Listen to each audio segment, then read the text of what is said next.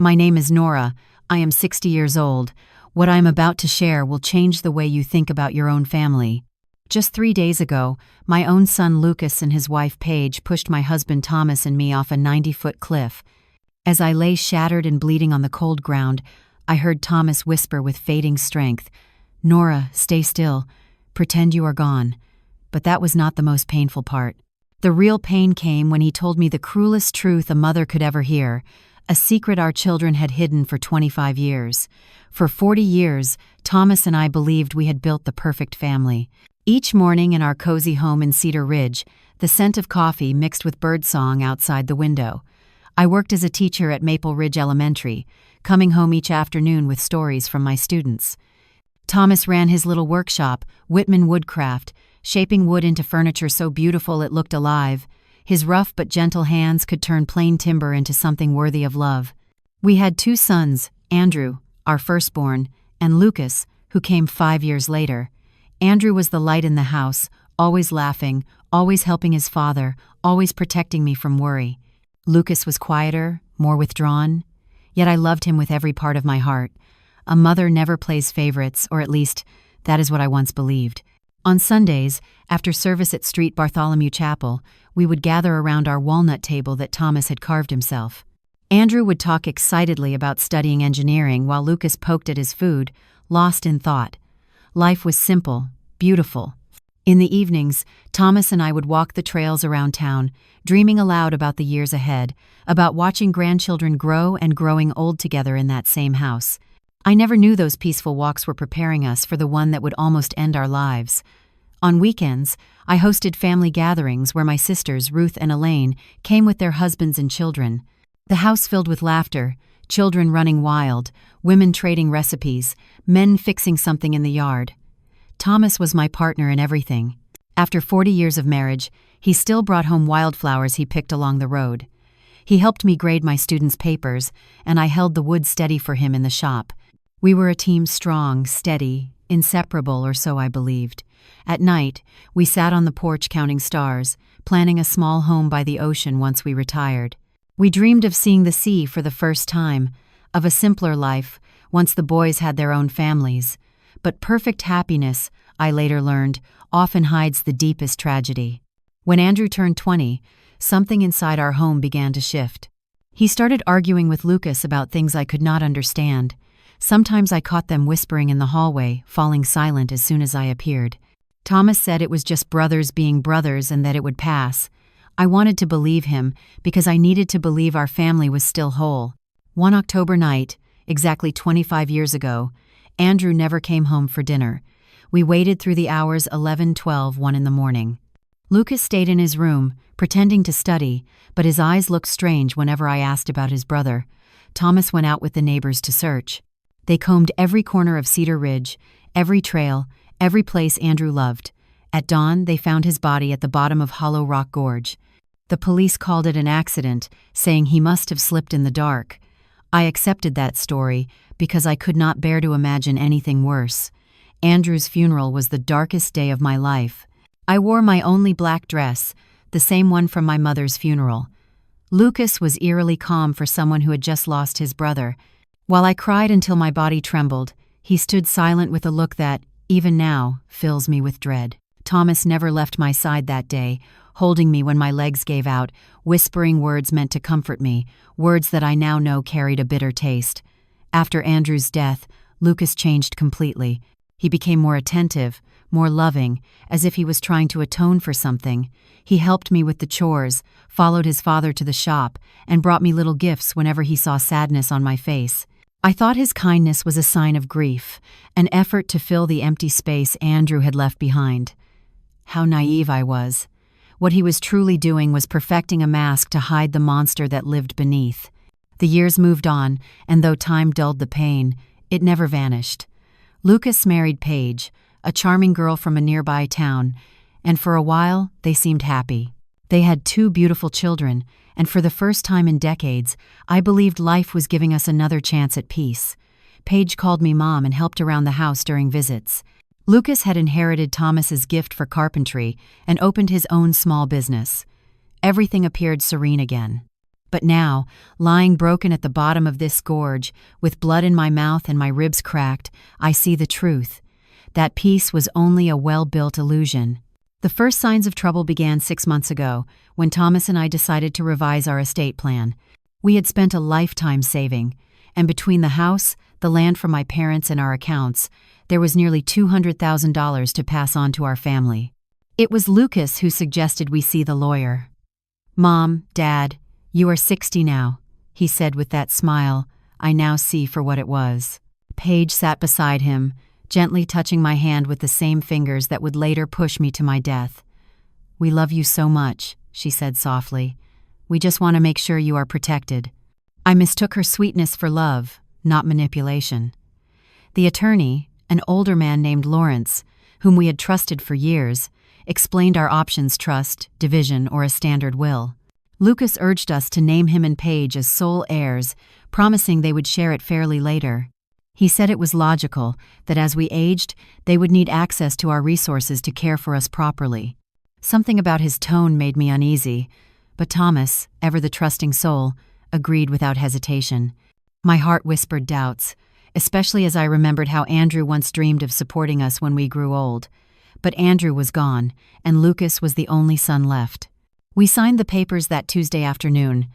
Paige wore a green dress and hugged me tightly afterward. "Now we are one family forever," she murmured in my ear. Her words gave me chills, though I did not know why. Lucas shook his father's hand with a smile that did not touch his eyes. That evening, as I cooked dinner, I couldn't shake the feeling that I had made a grave mistake. In the following weeks, their visits became more frequent, but the warmth was gone. They no longer came just to talk or share a meal. Each time they brought advice how to fix the house, which policies to buy, which investments to choose. One afternoon, Paige ran her eyes across our furniture with quiet calculation. "Mom, maybe you should sell this big house and move somewhere smaller," she said. "We can help you find a place in town." But I loved that home. Every corner held a story. Every wall echoed with laughter. The kitchen where I had cooked for 40 years. The workshop where Thomas created his art. The yard where our children once played. I could not imagine life anywhere else. When I refused, I saw a flash of irritation in Lucas's eyes that chilled me to my core. The workshop where Thomas shaped his finest creations. The yard where our sons and grandchildren once played. I could not imagine life anywhere else. When I told them that, I saw a flicker of irritation in Lucas's eyes that froze my blood. "Mom, you are being unreasonable," he said in a tone I had never heard from him before. "This house is too large for 2 people your age. If something happens, we might not get here in time." Paige nodded quickly, adding that the upkeep must cost a fortune. She said it would be wiser to sell now while the market was strong and move somewhere easier to manage. Thomas started to listen, nodding as he considered their reasoning.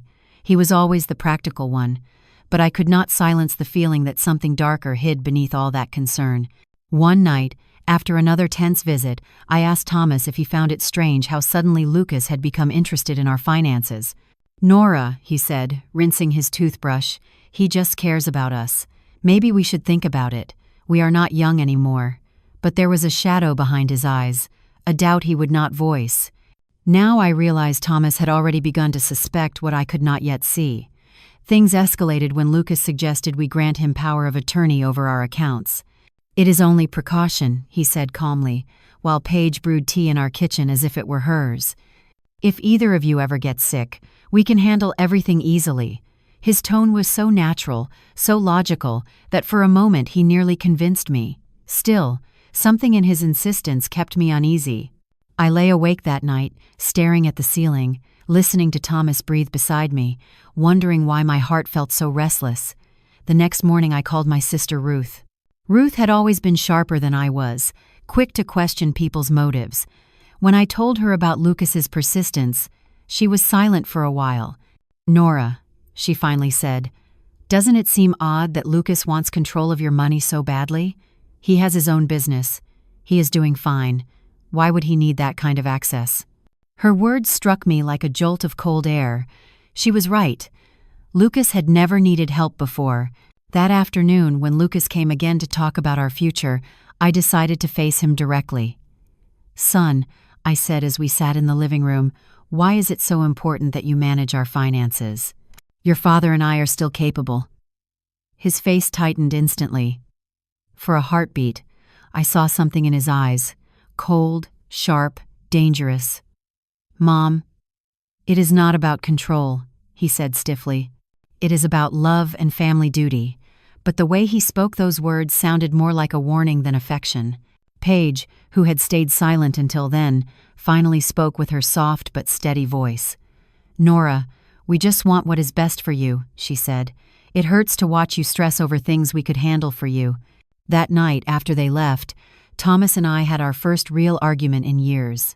He thought I was being paranoid, imagining problems that did not exist, but I felt it in my bones that something was wrong, that our son was not the same person anymore.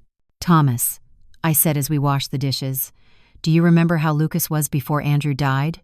He was different then, more distant, colder somehow. I cannot explain it, but there was something in him that frightened me." Thomas stopped mid-motion, the plate still dripping in his hands, and looked at me. In his eyes I saw something I had never seen before: recognition. "Nora," he said quietly, "there are things about Andrew's death I never told you." My heart began to pound so hard I could hear it in my ears. His words cut through me like lightning. "What do you mean about Andrew's death?" I asked, my voice trembling.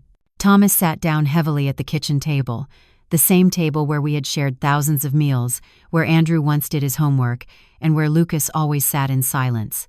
He rubbed his face with both hands as if trying to wipe away years of guilt. "The night Andrew died," he began, his voice breaking, "Lucas was not in his room studying like he told us. I saw him leave the house around 8. Something about his behavior that week had made me uneasy." He paused, staring at his hands as though the truth he carried was written there. "I followed him," he continued, "and found them near Hollow Rock Gorge. They were yelling, shouting terrible things at each other. My world started spinning. What were they fighting about?" I whispered, even though part of me did not want to know. Thomas lifted his gaze, tears pooling in his eyes, tears I had never seen, not even at our eldest son's funeral. "It was about the inheritance, Nora. Lucas was furious because Andrew, being the oldest, would receive most of what we owned. But there was more. Andrew had found something about money." "What money?" I asked, as my knees weakened beneath me. Thomas sighed deeply. 3 days before he died, Andrew came to the workshop to talk. He had discovered that Lucas had been taking money from our savings account, small amounts at first, then larger ones. Andrew had proof. He had been tracking it for months. My mind refused to grasp what I was hearing. My youngest son, the one who comforted me after Andrew's death, who cared for us so gently, had been stealing from us even before his brother died. "Why did you never tell me?" I asked, my voice breaking with betrayal. "Because when I reached the gorge, it was already too late," he said hoarsely. I saw Lucas standing beside Andrew's body, trembling, crying, saying over and over, "It was an accident, it was an accident." He looked at me with those pleading eyes and begged for help. "Dad," he said, "Andrew tripped while trying to hit me." I only defended myself, and he fell. Tears streamed down my face uncontrollably. "But you believed him," I whispered, though I already knew. Thomas nodded slowly, the guilt etched deep into his face. He was my son, Nora. My youngest son was begging for help, and Andrew was already gone. I could not bring one back by destroying the other. I truly believed it was an accident, that Lucas had learned his lesson and would become a better man afterward. "And the money?" I asked, desperate to know the full truth. Lucas promised to repay it slowly, saying he had used it for a business that failed. He swore it would never happen again. And I believed him, Nora. God forgive me, but I believed him because I needed to believe my son was not a murderer. I rose from the table, my legs weak, holding onto the wall so I would not collapse. Everything I thought I knew about my family, about my surviving son, about the last 25 years, shattered like glass. "Did he ever pay the money back?" I asked, though I already knew the answer. "Never," Thomas said. "He kept stealing, little by little, and I pretended not to see. To confront him would have meant admitting I had hidden a crime. I became his accomplice, Nora. Each time I stayed quiet, each time I ignored the missing money, I sank deeper into guilt. The horrifying truth finally took shape in my mind. That is why he wants control of our finances now," I whispered. "It is not out of love. He wants to finish what he began 25 years ago. Thomas nodded heavily. And there is something else, Nora, something I discovered recently. What more could there be? I asked, my heart barely holding together. Thomas went to his desk and took out some papers he had kept hidden. I have been quietly checking Lucas's finances, he said. His woodworking business is collapsing. He owes more than $100,000 to banks and suppliers. The numbers blurred before my eyes as I read them. Lucas was not the successful craftsman he claimed to be. He was a desperate man living on deception and stolen money. Does Paige know? I asked, remembering her soft voice and careful hugs. I am sure she does, Thomas said. I have seen how she steers the conversation toward our savings, the house, our insurance policies. Those questions are not innocent, Nora. They are the calculations of someone measuring the price of our deaths. His words froze my blood. Our deaths, I whispered. Until that moment, I thought Lucas only meant to steal from us. But if he had once killed his own brother over money, what would stop him from doing the same to us?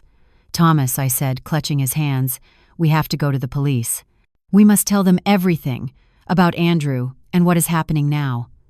Thomas shook his head, his face full of despair. With what proof, Nora? I helped hide a murder. If I speak now, I go to prison too. And who will believe a 65-year-old man who has carried this secret for 25 years? He was right. So what do we do? I asked, my voice breaking. Do we wait for him to finish what he started?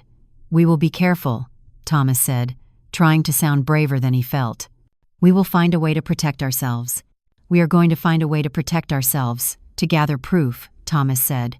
But his words were cut short by the ringing of the phone. It was Lucas. Hi, Mom, he said, in that soft voice that now sounded sinister to me. Paige and I were thinking, and we wanted to do something special for your 40th wedding anniversary. How about a trip to the mountains you always talk about? A weekend hike, some pictures, a beautiful family day. My blood froze. I looked at Thomas, who had heard every word, and his face mirrored my terror. That is a very thoughtful idea, son, I said with a trembling voice. But let us think about it and call you back tomorrow. When I hung up, Thomas and I sat in silence, realizing we had just received an invitation to our own execution. The mountains, I whispered. He is going to take us there to kill us and make it look like an accident. Thomas nodded grimly, just as he had 25 years ago at the gorge. That night we did not sleep. We held each other in the dark, whispering desperate plans to survive our own son. The next few days were a nightmare of pretending. We had to smile when Lucas and Paige visited, nod along as they spoke excitedly about the trip, act like we were looking forward to it. Every word they said felt like poison. Inside, every part of me screamed in fear. I was staring into the eyes of my eldest son's killers, and they were now plotting our deaths. Paige came by on Wednesday afternoon with a shopping bag and that radiant smile that now looked more like a mask from hell. Nora, dear, she said, wrapping her arms around me, the same arms that would soon push me into the abyss. I picked up supplies for our mountain adventure. Cookies, fruit, water, all we will need for the picnic. She showed me everything like an eager child, but I could only see how each item could hide a crime. I also brought my new camera, she added, taking out a sleek mirrorless one. I want to capture every moment of this special day. They will be memories we cherish forever. The irony made me sick. The only photo she planned to take was of our broken bodies at the bottom of some cliff. Lucas appeared behind her, holding a brand new hiking backpack. Dad, he said cheerfully to Thomas, I bought everything we need for a safe hike. Ropes, harnesses, lanterns, even a first aid kit. Every word was a cruel joke. Safety gear for the murders they had planned. The thought made me dizzy. Is it not a little risky for people our age? I asked, trying to sound casual, searching for an excuse to cancel.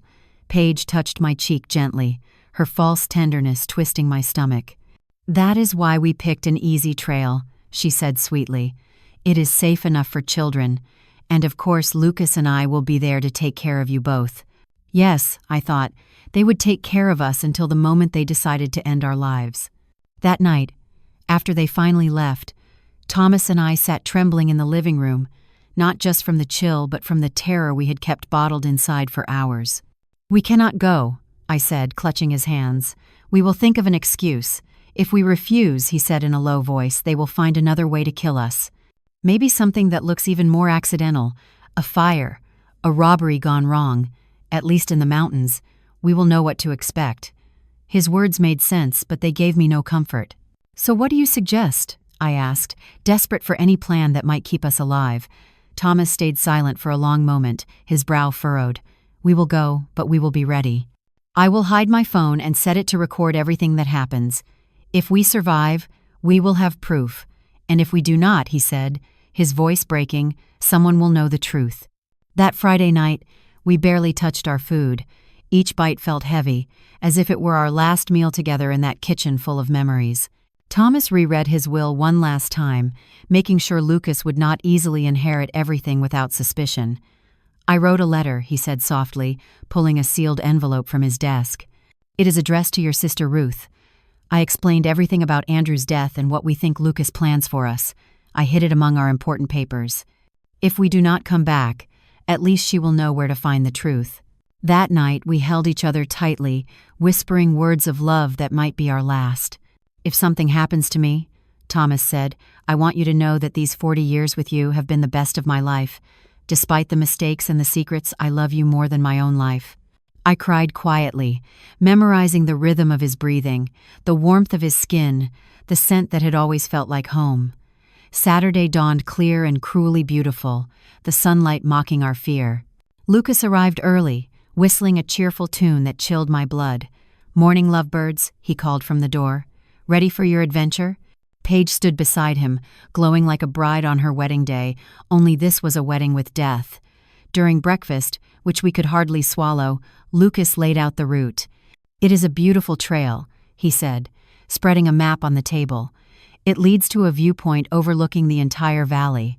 His eyes sparkled with a sinister joy. Of course, the view would be breathtaking, I thought. It would be the last one we ever saw. The trail has some steep parts, Paige added with a bright smile, but nothing you two cannot handle. Her words sounded like a cruel joke. We were 60 years old, barely able to manage a walk in the park. As we packed the car, I watched Lucas check his backpack carefully. Inside, I glimpsed ropes, a small shovel, and what looked like a flare gun. What is that for? I asked, trying to sound calm. For safety, he answered smoothly. If we get lost or something goes wrong, we can send a signal. Of course, they would send a signal after pushing us over the edge so our bodies could be found. Everything had been planned, every detail calculated to make our deaths look like a tragic accident on a family trip. Every detail had been arranged to make our deaths look completely natural. The 2-hour drive to the mountains felt endless. Paige played cheerful songs and sang along as if it were a happy family trip. Lucas drove cautiously, following every rule, stopping at each sign. He did not want a real accident to ruin his perfect plan. During the ride, Thomas quietly took my hand and turned on the recorder hidden in his phone. From that moment on, every word, every breath would be captured. If we made it out alive, there would be proof. If not, at least the truth would survive. When we reached the trailhead, my heart pounded so hard it hurt. The place was breathtaking, towering trees, the sound of a nearby river, but to me, it was the stage for our execution. Lucas and Paige pulled their backpacks from the car, laughing and smiling as if it were the happiest day of their lives. Ready for the adventure? Lucas asked. And for the first time in 25 years, I saw that same cold gleam in his eyes that he had the night his brother died. The path began gently, winding through ferns and mossy rocks. Paige walked ahead, snapping photos, marveling at the wildflowers and birds. Her performance was flawless, the perfect daughter-in-law enjoying a special outing. Lucas stayed behind us, supposedly to make sure we did not fall behind, but I could feel his eyes fixed on our backs. Each time I turned, he smiled with that practiced grin built from 25 years of deceit. "How are you doing, Mom and Dad?" he asked in that false tone of care. "Need a rest?" After an hour of climbing, the trail steepened. My legs ached, and Thomas was struggling to breathe. We were not used to such strain, and they knew it. They had chosen a route that would exhaust us before they acted. "We are almost at the lookout," Paige called cheerfully. But I remembered the map. We still had nearly an hour left to reach the real viewpoint. Her lie confirmed my fear the place they intended to kill us was much closer. As we climbed, I forced myself to memorize every turn, every distinctive rock, every tree that could serve as evidence if I lived to tell the police. Thomas was doing the same. Our eyes met more than once, filled with dread yet silent resolve. We both knew we were walking toward our deaths, but it was our only chance to expose the truth. "Oh, look at that," Paige suddenly exclaimed, pointing to a large rock formation to the right. "That cliff has an amazing view. Let us go up there and take some pictures." My blood turned to ice. There it was, the place they had chosen for our deaths. The cliff rose nearly 90 feet above the trail, reached by a narrow side path littered with loose stones and almost no trees to cling to if one slipped. From the top, a steep drop opened into a deep gorge lined with sharp rocks. "I do not think that is a good idea," I said, trying to sound calm. "That path looks dangerous for people our age." But Lucas was already heading toward the turnoff, his backpack filled with safety gear he would never use to save us. "Come on, Mom," he said in that persuasive tone he used as a child when he wanted his way. "It will only take a few minutes. Paige is right, the photos will be spectacular." The way he said spectacular made me shiver. They would be spectacular indeed for anyone seeing them later as evidence of our accident. Thomas gave my hand a firm squeeze, a silent reminder that his phone was recording. We had to keep going. We needed the proof. If we refused now, they would simply find another place, another time, another way to kill us. The climb toward the cliff was grueling. The loose rocks slid beneath our shoes, and more than once I nearly fell. But what terrified me most was how perfect this place was for a murder. One slip would mean certain death, and no one would ever see it happen. Almost there, Paige called from above, moving with the ease of someone who had planned every step. Lucas followed, then turned to help us up the final stretch. His grip on my arms felt like the talons of a vulture. The view from the top was stunning. From there, you could see the valley, the faraway mountains, and the silver river below. In any other moment, it would have been breathtaking. Now it felt like standing at the edge of a nightmare. "Come over here for pictures," Paige called, positioning herself near the edge. "I want the valley in the background." Thomas and I moved forward slowly, each step pulling us closer to the end. I saw Lucas moving behind us, gauging distance, measuring angles. "Perfect," Paige said, lifting her camera. "Now, hold each other and smile." Thomas and I embraced, maybe for the last time, as she snapped photo after photo. Each flash felt like lightning warning of an approaching storm. "Take one more," Lucas said, stepping closer. "But move back a little so the scenery looks better." One step back would put us right on the edge. Thomas and I exchanged a knowing look. The moment had arrived. We stepped back as told, feeling the ground slip away, nothing but empty air behind us. Paige lifted her camera again, but this time her eyes had changed. There was no need to pretend anymore. The mask had fallen. "Smile," she said in a cold, hollow voice. "This will be your last picture." At that instant, Lucas lunged forward, arms outstretched to push us. The plan was simple: make it look like a fall, take photos, report an accident. But Thomas was ready. In one swift motion, he grabbed Lucas by the wrist and yanked him forward. "If we are going to die, you are coming with us," he roared, a fury in his voice I had never heard before. For a brief, frozen second, the four of us balanced on the edge of the cliff, locked together in a terrible dance between life and death. Paige screamed and tried to pull Lucas back, but the weight of all four of us was too much. I felt the ground crumble beneath my feet, felt gravity take hold. Then we fell together, tangled in a deadly embrace, our screams swallowed by the wind as the jagged rocks rushed up to meet us. In those endless seconds, I thought of Andrew, how he must have felt when Lucas sent him into the gorge 25 years ago. The impact was brutal, a sickening crack of bones, the sound of my own body breaking. The pain was beyond words. Blood filled my mouth, and the copper taste told me what my mind refused to accept. This time, Lucas had won. There would be no witnesses, no one to tell the truth. But then I heard Thomas's voice, faint yet firm. "Nora, stay still, play dead," and I realized with shock that I was still alive. The pain was unbearable, searing through every inch of me, but I obeyed his voice as if it came from heaven itself. Blood ran down my face, and my clothes clung to me, soaked and sticky. Still, I forced myself to remain motionless, even controlling my breathing until it was invisible. A few feet away, I could hear the groans of Lucas and Paige. They had survived too, but their pain sounded far worse. Paige whimpered that her leg was broken, her voice trembling with pain. Lucas's voice came next, weak but anxious, asking if she was all right. His concern for her twisted my stomach. How could a man who murdered his brother and tried to kill his parents still be capable of tenderness? Paige moaned again. "It hurts so much, Lucas. And what about the old folks?" Her words stung worse than the wounds. We had never been family to her, just obstacles in the way of her greed. I heard movement, the sound of Lucas dragging himself toward us. My heart pounded so hard I was sure he would hear it. "They are dead," he finally said after what felt like hours. Both of them, eyes open, not breathing. His lie filled me with a fragile spark of hope. If he believed we were dead, maybe we had a chance. "Perfect," Paige whispered, her tone dripping with cold satisfaction. "It worked just like we planned except for the part where we fell too." She let out a bitter laugh. "At least we no longer have to pretend we love them." Their voices faded slowly as they crawled away, planning their next lie.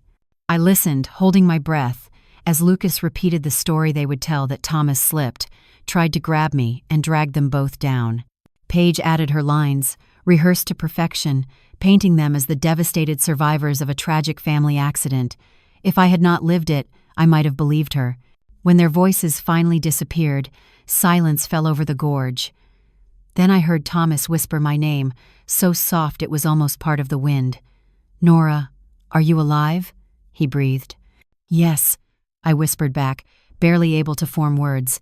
"I am hurt but alive. My leg is broken," he said, his voice tight with pain, "and I think a few ribs too." "What about you?" I asked, forcing myself to take stock of my body. A sharp pain shot through my right arm, my head throbbed like a drum, and my shoulder felt wrong, twisted somehow. But I was alive, and that was more than I had dared to hope for. "We are hurt, but alive," I whispered. "It works, but there is no signal down here." That was the most terrifying part. We were breathing, yes, but trapped at the bottom of a gorge, injured, cut off from the world. If no one came looking, we would die slowly of hunger, of thirst, of our wounds. "Thomas," I said softly, "before it is too late, tell me everything. The truth about what really happened to Andrew." He exhaled deeply, as if he had been waiting a quarter of a century to speak those words. That night he began, his voice trembling. "Andrew came to me in the workshop. He was furious, holding papers, bank statements. He had proof that Lucas had been taking money from our accounts for months. Small sums at first, then larger ones. Andrew had noticed the gaps and started investigating. The pain in my body merged with the ache in my heart as I listened. Andrew wanted to confront Lucas that very night," Thomas continued. "I begged him to wait until morning, but he refused. He said he could not sleep knowing his brother was stealing from us." "And you followed him?" I asked, though I already knew the answer. "Yes, I followed, afraid of what might happen. I knew how hot-tempered Andrew could be, and there was something dark in Lucas lately, a coldness that scared me. When I reached the gorge, I saw them screaming at each other. Andrew was waving the papers in Lucas's face, shouting, 'You are a thief. You are stealing from our parents.' Lucas denied everything, calling him crazy, saying he was making it up. My heart pounded as I imagined it, my two sons, arguing in the dark, betrayal between them. Andrew told him that if he did not confess and return the money, he would tell us himself. That is when Lucas snapped," Thomas said, his voice breaking. "He yelled that Andrew had always been the favorite, that he always got everything. Then he pushed him hard, deliberate. I saw Andrew stumble, trying to catch himself, his arms flailing in the air, reaching for something to hold on to. But it was too late. Tears streamed down my face, mixing with the dirt and blood. "Why did you never tell me?" I whispered. Thomas's voice cracked with guilt, because when I reached him, Lucas was crying, shaking, repeating that it was an accident. "He begged me not to tell you, said he could not bear to lose you too. But you knew he was lying," I said, my heart breaking. "Yes, but he was my son, Nora, my only son left. How could I hand him to the police? How could I destroy what little was left of our family?" His words cut deeper than any wound. "And the money," I pressed. Lucas promised he would pay it back, little by little. He swore it had been a foolish mistake, born of desperation, and promised it would never happen again. But he never returned a single dollar. Instead, he kept stealing, and I kept silent. Every passing day turned me deeper into his accomplice. Just then, faint voices reached us from above. Lucas and Paige had found help. Soon, rescuers would arrive, and our murderous children would become the grieving survivors of a terrible family tragedy. The voices drew closer, followed by the distant hum of helicopters circling overhead. The rescue teams were near, and with them came the most critical moment of our lives. Thomas and I had to decide within minutes, should we keep pretending to be dead until the right time came to expose the truth, or risk being found alive beside our killers. "Nora," Thomas whispered urgently. The phone recorded everything. Paige's confession, Lucas admitting we were obstacles. It is all there. But if they find us alive now, they could destroy it before we ever reach the police. He was right. If they realized we had survived and heard them plotting, they would silence us for good. This time, it would not look like an accident. It would be deliberate, final. We had to wait for the right moment. "They are down here," Lucas shouted, his voice breaking with perfect grief. "Please, hurry." His performance was flawless. If I had not known better, I might have believed him. "Sir, stay calm," an authoritative voice responded. It must have been the rescue leader. "We are coming down to reach you." I heard the metallic clatter of carabiners and ropes, the sound of boots scraping the rock face.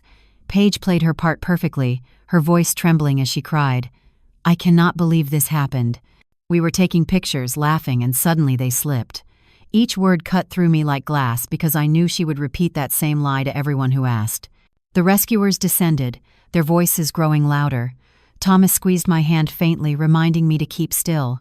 "They are here," one of them shouted, 2 people down at the bottom. A man approached, checking for signs of life. I kept my eyes closed, barely breathing. His fingers searched for a pulse along my neck, his ear hovering near my mouth. "This one still has a weak pulse," he said about Thomas. "The woman, I am not sure. Get the medical team down here, now." My heart pounded. The plan was working. They believed Thomas was barely alive and that I was near death, no threat to anyone. For the next few minutes that stretched like hours, the paramedics worked quickly. I felt the chill of an oxygen mask pressed over my face, heard the rustle of gauze and metal. They examined our wounds, stabilized us, and began strapping me onto a stretcher. The whole time, I had to fight every instinct in my body screaming for me to open my eyes, to ask for help, to stop pretending. "The man is stable, but critical," I heard one of the paramedics say over the radio. "The woman is in very serious condition, pulse nearly undetectable. We must transport immediately." Perfect. They would take us to the hospital, where we could finally reach the authorities before Lucas and Paige had the chance to silence us. As they lifted us toward the helicopter, I could hear Paige's faint sobs and the comforting words of the rescuers. "You were so brave to survive this," one of them told her. "It is a miracle you are both alive." If only they knew the true miracle that Thomas and I were still breathing, still able to tell the truth. Inside the helicopter, the sound of the rotor drowned out everything but the faint beeps of the medical monitors. Thomas lay beside me on another stretcher, motionless. The paramedics worked quickly to keep him stable. From their urgent whispers, I could tell his condition was worse than mine. A deep fear gripped me that he might die before we could expose our children. "Ma'am," a paramedic said gently, "if you can hear me, hold on. We will reach the hospital soon." His voice was warm, filled with compassion, a sound so foreign after all the deceit and cruelty I had heard from my own family. When we landed, chaos surrounded us. Doctors and nurses rushed through the hallways, shouting orders I could barely comprehend. They wheeled me into an emergency room and began working on my injuries. I had to keep pretending, eyes closed, limp, silent, but I also needed to find someone I could trust. "Doctor," a nurse said softly, "her vital signs are strange. Her pulse is stronger than expected for someone in this condition." My heart skipped a beat. They had noticed. My body was betraying me. "It happens sometimes in severe trauma," the doctor murmured. "The body clings to life in mysterious ways. Keep her under close observation. The next hours will be critical. We have done everything possible." I heard Paige nearby, pretending to cry, though to me it sounded like a sigh of relief. "Can we see them?" Lucas asked. Just for a few minutes. We need to say goodbye just in case. The doctor hesitated, then allowed it. Footsteps approached. I knew this was the most dangerous moment. I had to convince my son I was near death. Lucas's hand touched mine, and it took every ounce of strength not to recoil. "Mom," he whispered, "if you can hear me, I love you. I am so sorry." His words were like sugar laced with poison sweet, but meant to kill. Paige stepped closer, her voice soft. "Nora, dear, you have been like a mother to me. We will never forget you." Lies. They would remember me only because they would have to live with what they had done. Then Lucas leaned close to my ear, his breath cold against my skin. "I hope you learned your lesson, Mom. You should never have asked so many questions about the money. Some truths are better left buried, just like Andrew." My blood turned to ice. Our plan had worked. He had confessed again, right beside a nurse who heard everything. Lucas's whisper echoed inside me, like a death sentence turned into justice. He had mentioned Andrew. He had admitted that certain truths were buried. Most of all, he had confirmed that our curiosity about the finances had led to our so-called accident. But I needed more. I needed a confession that could never be twisted or denied again. The nurse who had overheard the whisper, a young woman named Inez, according to her badge, froze beside the monitor. Through my half-closed eyes, I saw her expression change. Shock, fear, then understanding. She had heard something she was never meant to hear, and her face revealed that she grasped the weight of those words completely.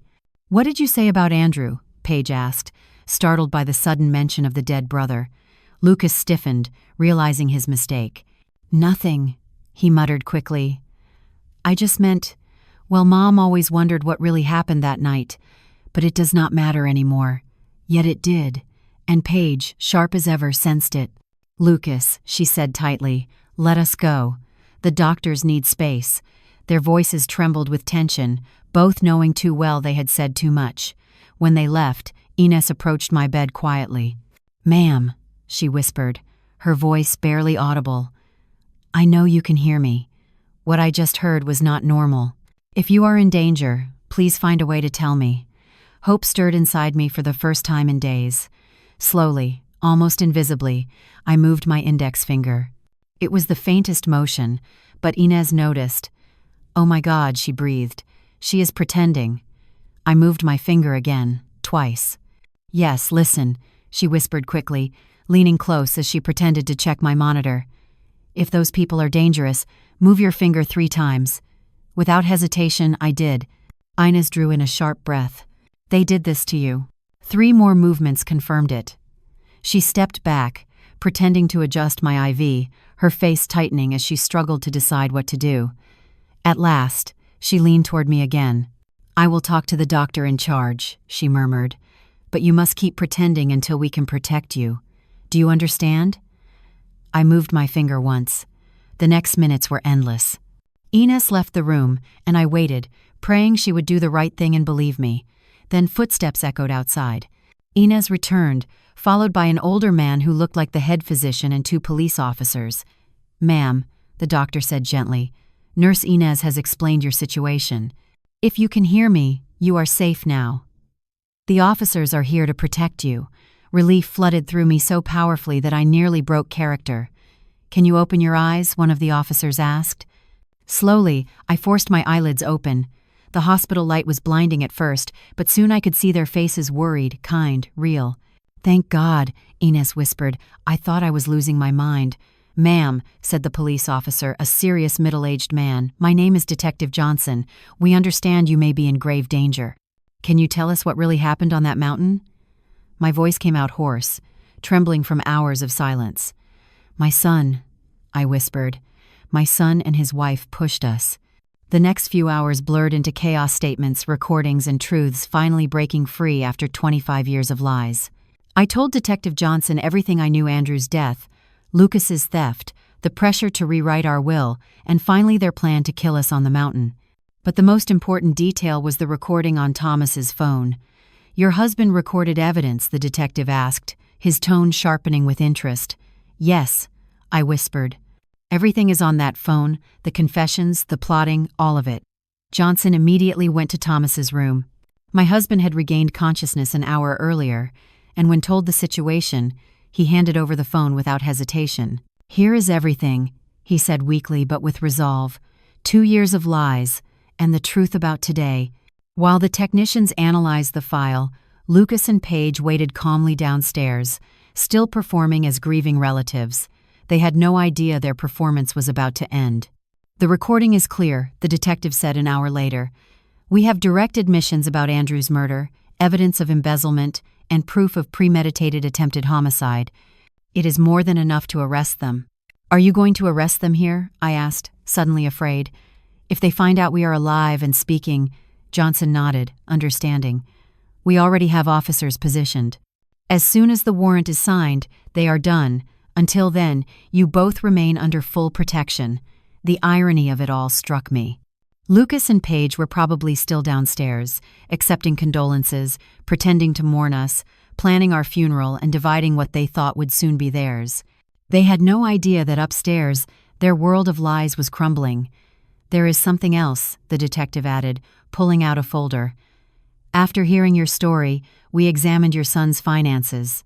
He is not only bankrupt, as you suspected, but he owes a great deal to some dangerous individuals, loan sharks who do not forgive delays." My stomach turned cold. "You mean we were not just inconvenient to him?" I asked quietly. "Exactly," Johnson replied. "You were his only way out. With your estate, he could clear his debts and start over. Without it, he would likely be dead within weeks." That revelation deepened the wound.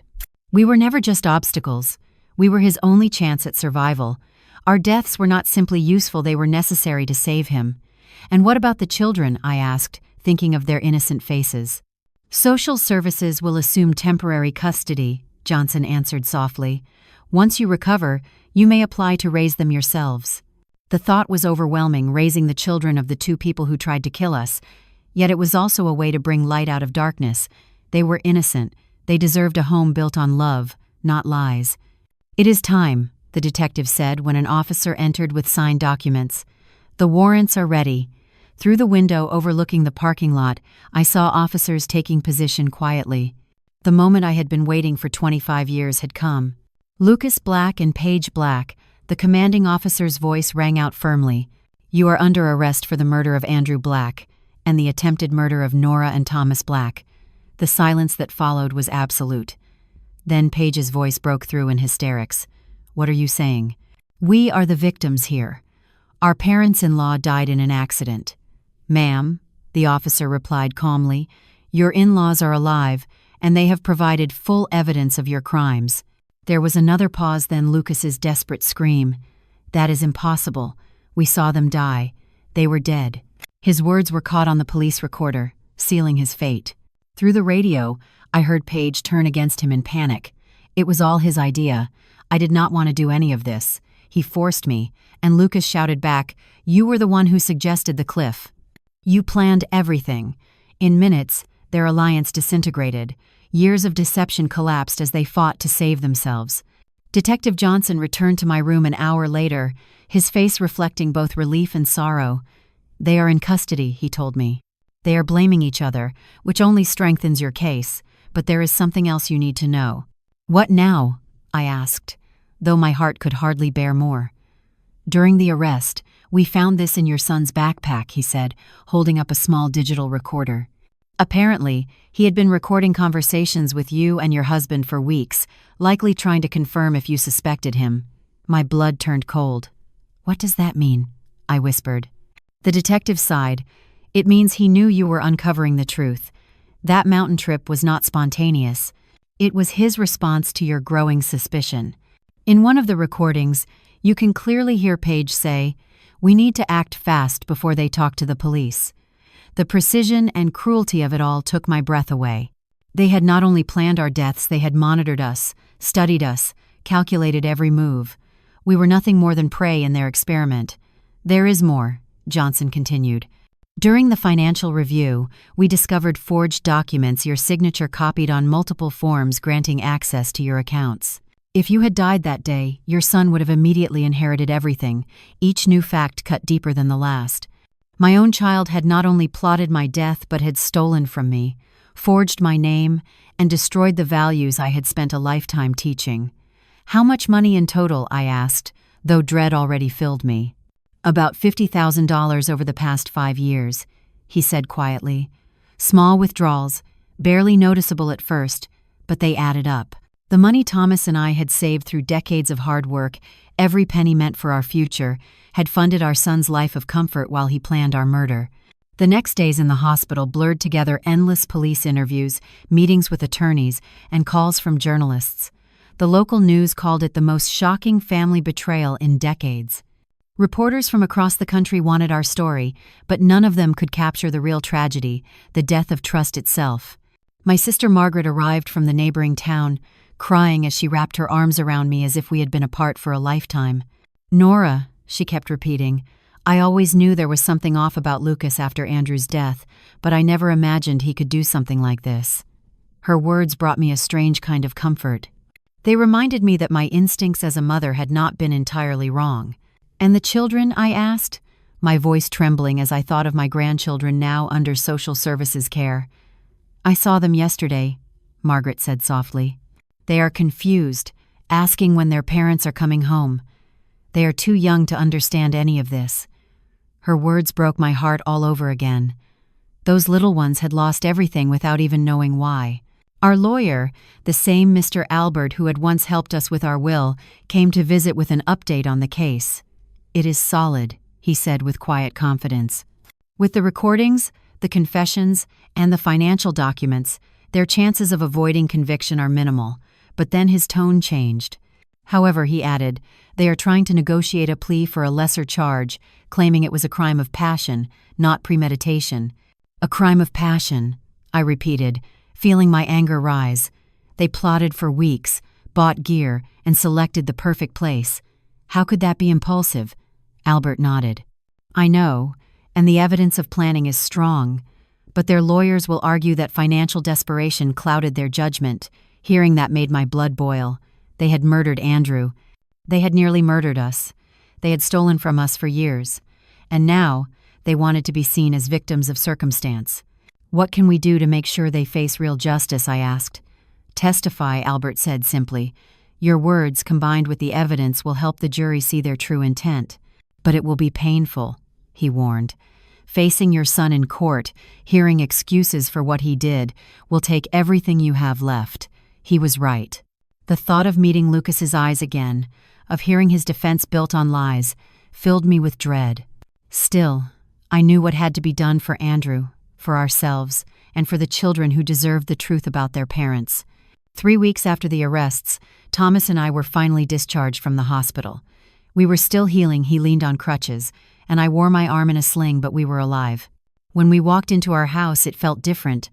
Hollow, as if a play had ended and all the actors had gone home. Everything was just as we had left it that morning of the so-called family trip. The breakfast dishes were still piled in the sink. The bed remained unmade. The flowers Lucas had brought that week sat on the kitchen table, wilted and dry.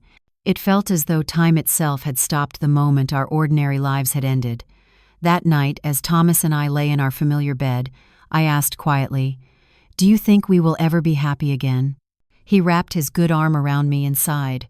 "I do not know, Nora," he said softly, "but we are alive, and for the first time in 25 years there are no more secrets between us."